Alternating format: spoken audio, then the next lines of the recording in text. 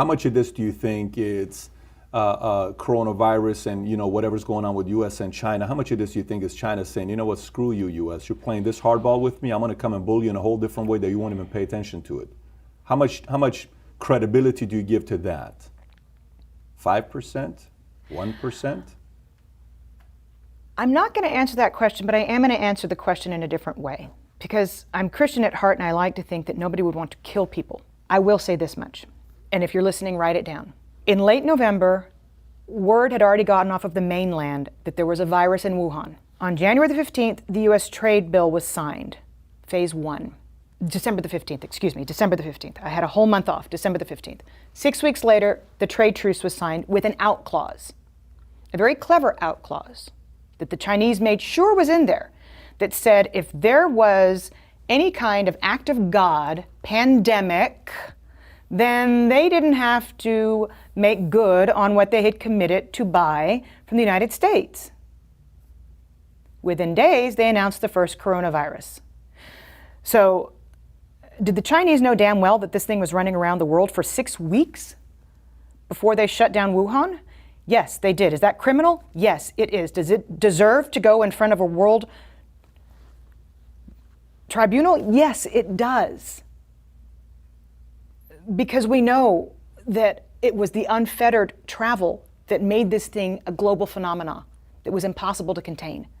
6 weeks they knew, but they wanted that out clause. And then they underreported what happened in Wuhan, which a toddler could tell you based on what happened in Italy, based on what's happened in Germany and in France and now in the UK with Boris Johnson in the ICU.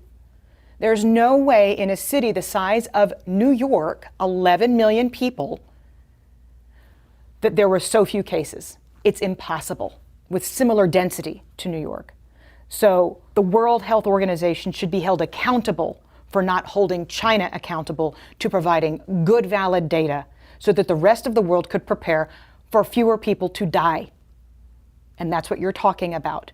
To me, these are equivalents to acts of war on the part of China. And then, equally, whether you're talking about NPR or Fox News, most major media outlets on both sides of the aisle came out and reassured the United States that it was just the flu. Within 24 hours of South Korea's first case being reported, the United States' first case was reported. And what we did was dither. We sat on it for 6 weeks and tried to reassure the public that nothing was happening. Somebody should be held accountable for that, because somebody in the United States intelligence community has to have known what was truly going on in Wuhan. We don't have a CIA for nothing. And yet we told Americans for 6 weeks, while South Korea was testing everybody and shutting the country down, that it was just going to be the flu. So there are a lot of responsible bodies right now that have taken us to the point where we're at, inside the country and in China. And they need to be held accountable. So you don't even have to get on the discussion as to whether or not this was a manufactured virus and set upon the world. You don't even have to go that far. If we find that in future investigations, then that needs to be prosecuted. But if we just ascertain what is known and a known hushed up secret that the Chinese knew for 6 weeks about the virus before saying anything on the global stage to get a trade deal signed, somebody needs to look into that, because countless lives have been lost as a result. The damages are in the tens of $trillions. We're not talking about small here, if that's the case. No, we're not.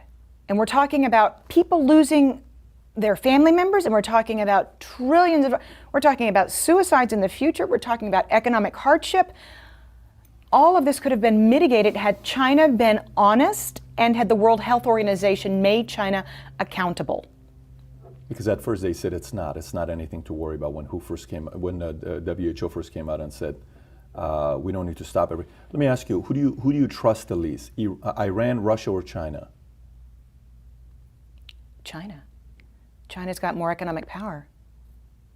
Because of that, or because they don't have a free press and because we can't really know what the hell is going on over there? Well, that's just a kicker, but you don't really know what's going on in Iran either. You had global satellite images in Iran showing mass graves. Iran underreported the same. And you can't tell me that in the cold of winter that Russia has as many cases as it's reporting. But at last check, China's 17% of global GDP. They can throw more money around than anybody else. And you just mentioned two of their allies, by the way. So That's why I asked it the way I did. and the largest contiguous land border on the planet, by the way, between Russia and China.